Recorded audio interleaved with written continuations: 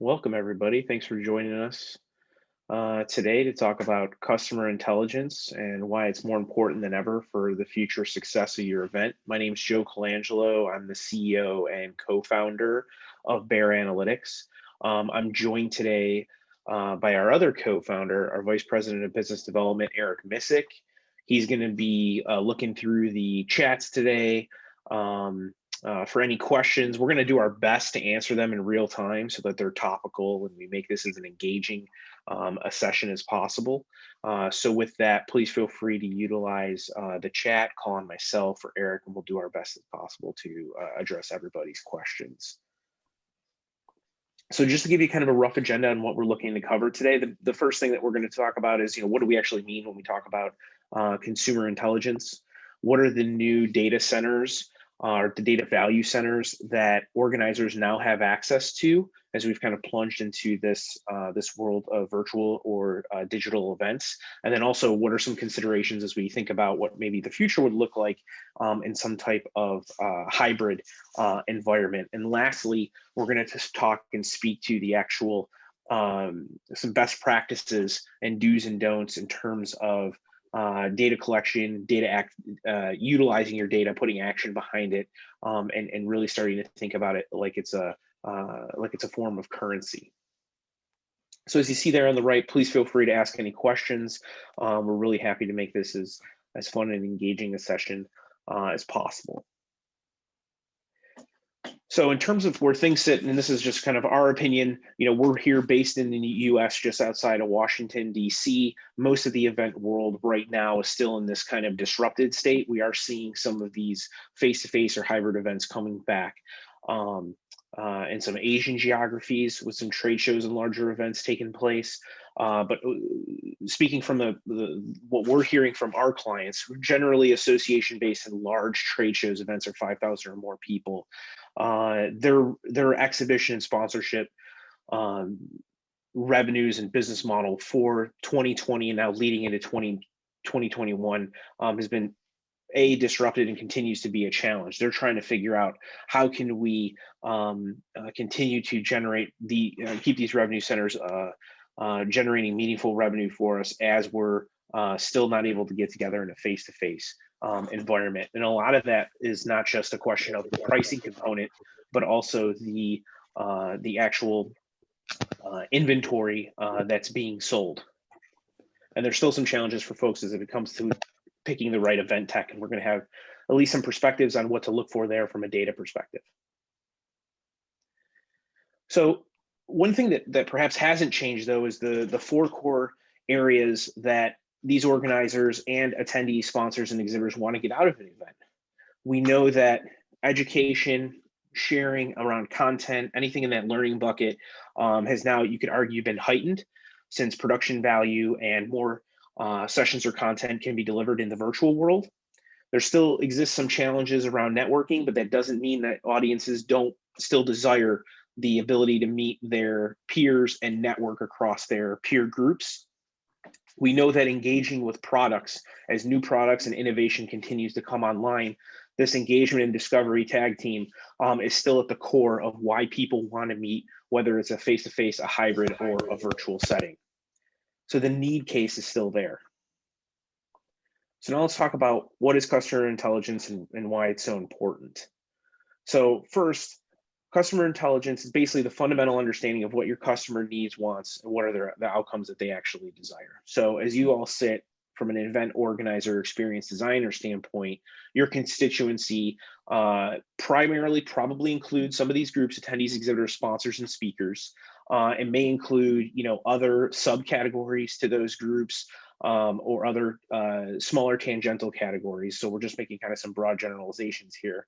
But then it also is going to, like from our purview, we can look at this as cross-cutting other groups. So you heard me mention that we deal with a number of different trade organizations or professional societies. So there might be a membership cohort layer of which that can cut across these groups. So we're going to look at things from that lens today.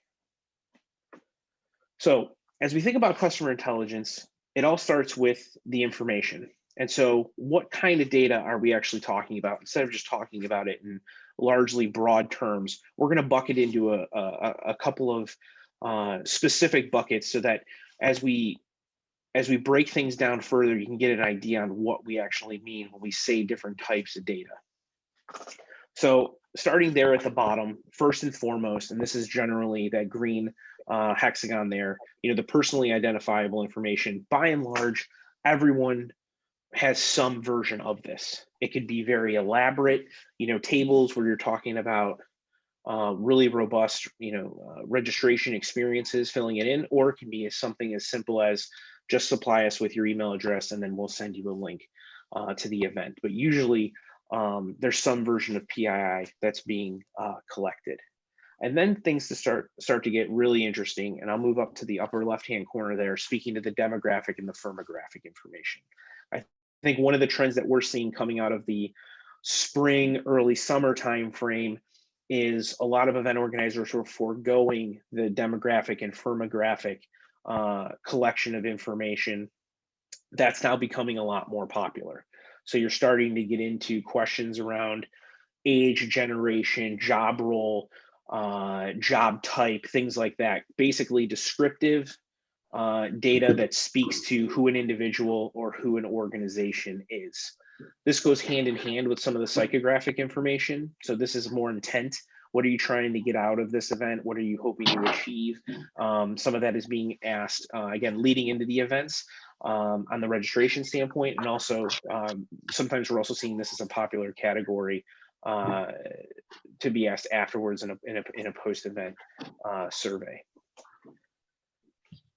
As we get to the meat of the lineup of where I think virtual events are really starting to collect quite a bit more, in some cases 5 to 10x more information, it's really on the behavioral and the transactional side. So we'll start with the behavioral first, and this is basically what are individuals and orgs doing within that event. So this can be things like you all are doing today, checking out this session right here. How much time are you spending on in a per session level, at a per day level? Are you going and walking through marketplaces? If the platform has a one-on-one module, are you engaging and facilitating those one-on-one meetings? And then the specific individual transactions that goes along with that. How many meetings? Which attendee types are meeting with what other attendee types? Which sessions? Are you going through sessions across track? Are you staying within track? Are you going for multiple days, single days?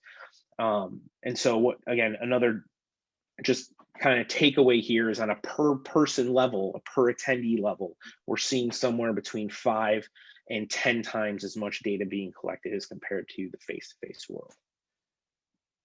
So why is this important? This idea that these virtual events are packed with information. So this is critically important because if you compare it to what things looked like pre-pandemic, it's really like having a number of different event tech systems all fully integrated. So there's a unique opportunity that comes from that. You start to get a lot deeper behavioral and transactional information, as you heard me speak to on the last slide. And then I'll show you in a couple of slides on why that's important.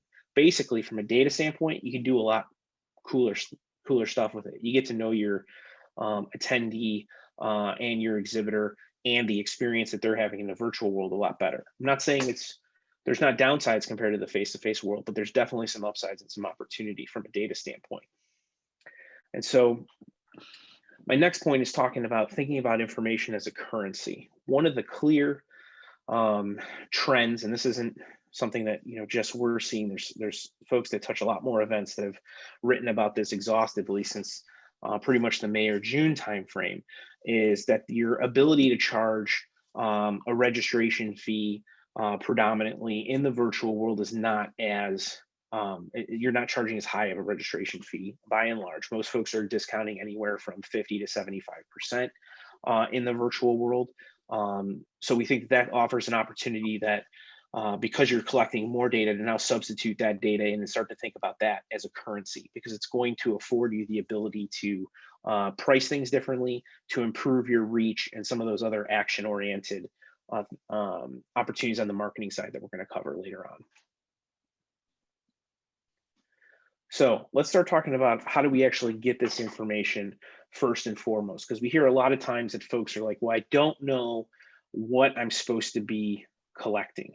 And a good way to think about this, we'll start with the demographic and the firmographic information. So demographics are basically the descriptive information on the individual level, and firmographics are going to be that descriptive information on the organizational level.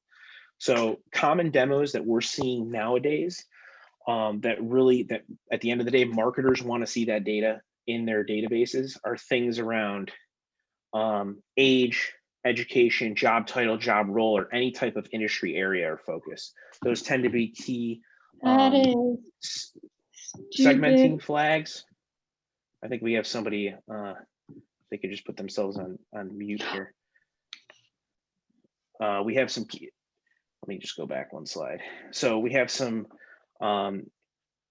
key areas of focus there from marketers, because ultimately when they're trying to craft the content and the experience, they want to know who's in the audience. This helps you describe who's in the audience.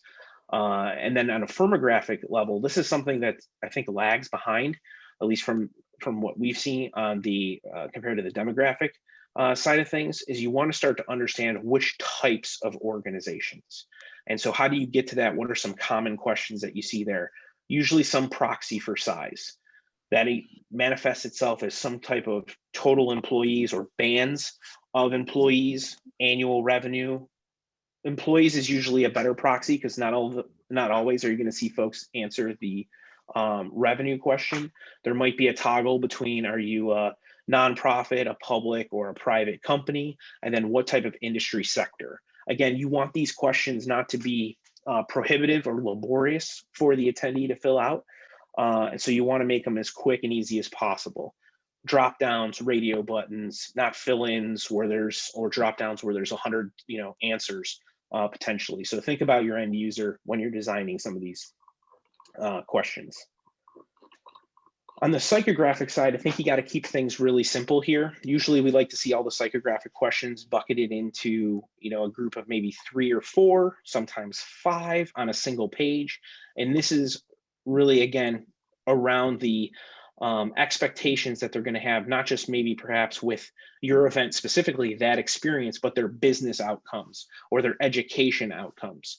That'll also help you tailor forward-looking marketing. And when you're going back and looking at things like retained individuals, folks moving from event 1 to event 2, you can start to understand what areas potentially you have your events performed better on or performed worse on. Now getting into the behavioral data. This can be pretty robust in nature. And again, this isn't necessarily about what type of information you're collecting actively. This is what your virtual event platform is going to be passively collecting. So it's really good when you get into, for you to think about vendor selection, starting to ask some of these questions up front. So understanding what is possible to be collected. Are we able to look at when someone entered and exit a session? Can we get their duration? Are we able to differentiate if they came in or out or came back? Is there a flag in place, for example, where they log out? I can tell you we had one client where there was no automatic log out. So we had a handful of attendees. It looked like they were on for 72 hours straight. Of course, that's just a browser window that stayed open.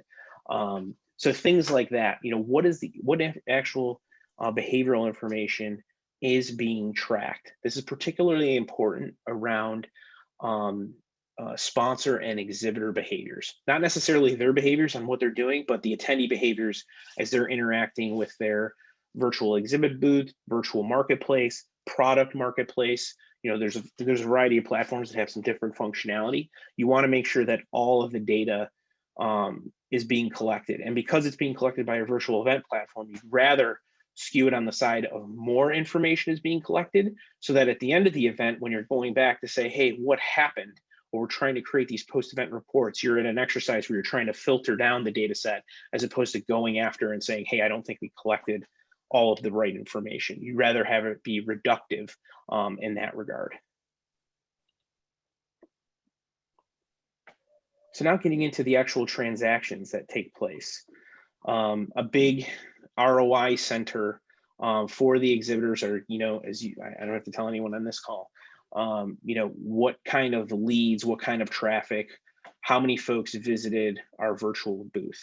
This can manifest itself again in a couple of ways: passive traffic or more active traffic, where they're signing up for a meeting, engaging in the 15-minute sidebar conversation, downloading a white paper, watching a video. So there's a number of different ways that this type of kind of lead data can be delineated out. Again, when it comes to thinking about the data that's being collected, you want to challenge your provider to make sure that they're at least collecting all of this information, so that should you want to, you can get to very granular levels of understanding the attendee and exhibitor So when you go to the after the event. 10x LinkedIn page. Sorry, Eric. Joe, I think you're a host now. You can go ahead and mute that person there, or you can make me the co-host and I can do it. Okay, I think that was the challenge earlier. There you go. Should be set. Thanks for that. Yeah, there we go. So, all right. There we go. I think we're good now. Eric, can you say something? I don't know if you're still good. Yep, we're good. Okay, fantastic. All right. Appreciate that. Okay. All right. So now how do we talk about how data can actually be used a little bit defensively to help kind of future-proof your event? So what are the opportunities here? So I'm just going to kind of walk through, just here's some basic stuff, and you're actually going to see like the slow evolution over the last 6 to 8 months now of how we were, how we look at the world for our clients. So these first few examples are going to be things that kicked off in the April timeframe. So we'll call that in a very in a highly disrupted timeframe where folks were ready to get on site for a 10, 12, 20,000 person trade show and ended up seeing those events cancel in like a 7 to 10 day time frame. One of the new emerging trends is access to new markets. So because barriers to travel are non-existent or extremely low in some cases that are hybrid, you're starting to see, like this event organizer saw, 60% new individuals, not just not seen before, or not just not seen at last year's event, but never seen before. So because they pivoted from a face-to-face event and moved into the virtual arena, they were able to hit untapped, in this case, largely international markets that would normally not have traveled to their event. And we've seen that across the board time and time again. Double-digit access to new markets, which what marketers are pretty excited about it, because now they're starting to seed those people into their databases going forward. We can also start to get into more complex understanding of what folks are doing, on site in the virtual world. And this differs greatly than the amount and quantity of information we were able to get in the face-to-face world. So again, another idea here is not only do we understand the average dwell time, for example, in a session, how many folks stayed for the majority of the session. You could start to benchmark those sessions against one another. That might tell a little bit of the story of how engaging those speakers were there, but you start to get meaningful metrics on the average number of sessions an attendee would go to, how many folks are able to go from day 1 or day 2, or that graphic that we see there at the bottom, how many folks are flowing across tracks. For some of our clients that are doing hundreds of sessions and dozens of them simultaneously, the attendee has to make a choice sometimes. What are they going to participate in? Especially if they have sessions that compete with their interests. So understanding where people are flowing and spending their time is obviously massively important. We can get really granular on this in terms of the actual behaviors. And then I'll show you in the next slide here how this is kind of taken a step up visually. So again, we have the ability now to not just record the sessions themselves, but start to understand which questions are asked, start to do some light understanding on if we see clusters of similar types of questions. And then either polls or surveys are becoming increasingly more popular on a session-to-session basis. That provides a very rich environment of additional information that would otherwise be lost in the face-to-face world where you're just holding up your hand and kind of blurting it out. So there's some additional information to be gleaned from there. What does all this end up meaning? Well, we can start to put together visuals that allow you, the event organizer, to go in and start to look at things like attendee activity. We find that right now, folks tend to be in a more information or analytics and insights hungry environment because things remain to be so disruptive. And we can start to make these things a little bit more interactive. So it doesn't necessarily mean that we have to look in an endless version of spreadsheets, but now we can actually start to get in and look at some of these things or some of these metrics on either a per company basis, a per track basis. We can effectively filter and narrow down in a number of different ways. And that helps us not just establish what actually happened, but it allows us to set benchmarks and goals for the next event. And this is just an example of a few of the dashboards and panes that we build for our clients, 100% powered by virtual event data. Of course, the logical next step is it's great to have that type of insight. It's great and useful from a strategic standpoint, but there's also a real actionability next step there as well. Majority of the time, where event marketers want to go with it next is, because I've seen this cohort of people do X, I want to talk to them about our Y offering. And so it allows you to now start to think about how to actually tie in email messaging to, or email marketing and email messaging to specific offerings at your next event, your next webinar, what have you. So the personalization aspect of it gets to go way up because the amount of data that you're collecting and the amount of data that you can make use of is also really high.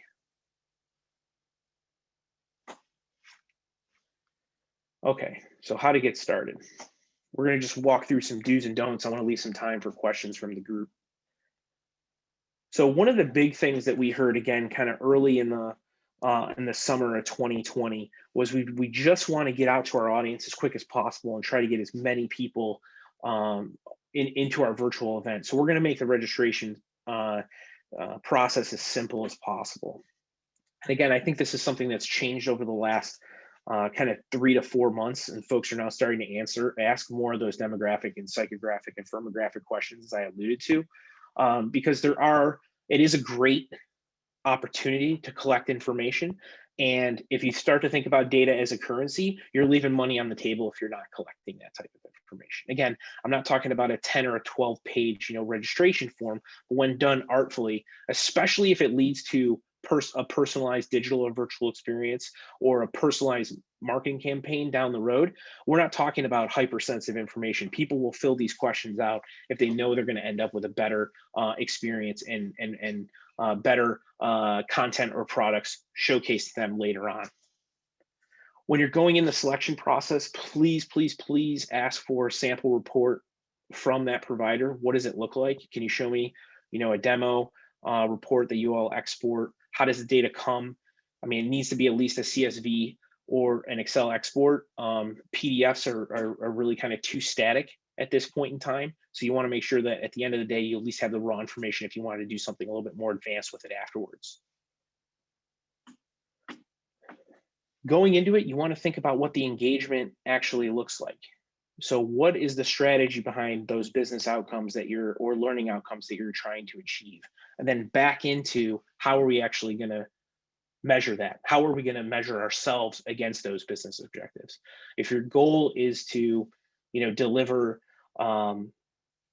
cutting edge content to as many members as possible, then you better start understanding, okay, how are we flagging our more innovative sessions versus perhaps our less innovative sessions? Are we staggering them at the same time, or are we scheduling them at different times? Are we able to quickly gain access to who participated in what reports and who participated across multiple sessions?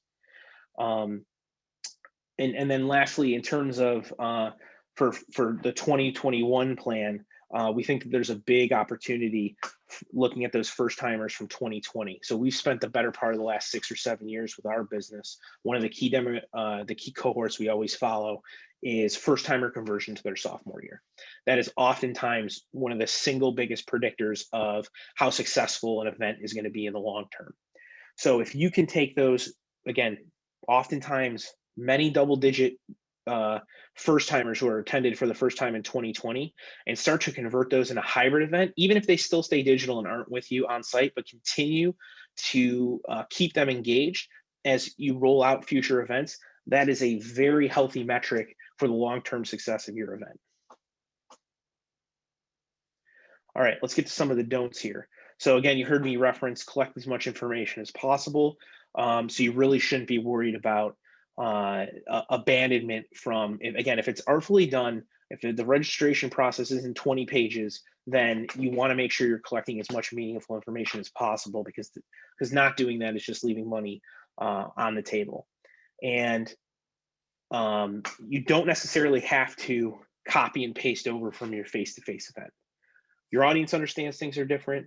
They understand that you might be looking at broader audiences. You should understand that you might be looking at broader audiences. So tailor the questions that you're asking, understanding that in all likelihood, you're going to be looking at a different audience composition. That's okay. It doesn't have to match up with your face-to-face event. I would not prioritize the historical continuity and then potentially overlook a data capture opportunity for this year. In terms of a content strategy, one of the things that we've seen actually play pretty well is taking a handful of the content that's going to be presented or is in line with what is to be presented at the event, and actually tease it a little bit before the event. Get people excited. One trend that has emerged is that folks are registering unbelievably late in the registration cycle compared to face-to-face. Of course, this makes all the sense in the world without having the travel constraints, but it leaves you, the event organizer, in a position where there's a lot of nerves heading into the day of the event. Start to take some of the more perhaps compelling pieces of content and maybe not showcase it earlier, but showcase aspects of it earlier. Get people involved 7 to 10 days before the event, build a little bit of momentum before you actually head into the specific days of your event. And then we're also seeing an equally, I think, effective strategy after the event. So keeping content up is starting to become an increasingly popular strategy, but then also having like refreshes 2 months, 3 months after the event actually took place. One of the key areas that I think one of our clients is like one of the best at doing this is they have basically like a state of the industry kind of survey. And instead of doing it once a year now, they're doing it on a quarterly basis, and they're relaunching those same speakers on a quarterly basis every quarter after the event. So the content is as fresh as it continues to be refreshed, and it gives someone a reason to come back to that repository of digital content. And then lastly, don't assume that your top loyalists, in fact, we've seen the exact opposite. For as strong as first timers have been coming in, some of the most loyal folks, the people who have been with you year to year, are likely to be your highest abandoners, especially if they assume that there's going to be a face-to-face event the next year. They're just going to take this year off from the digital realm. When we look at our client data, this also skews to be the folks that are the highest decision makers and by proxy tend to have the highest level of job role. And so you would also assume the least amount of time.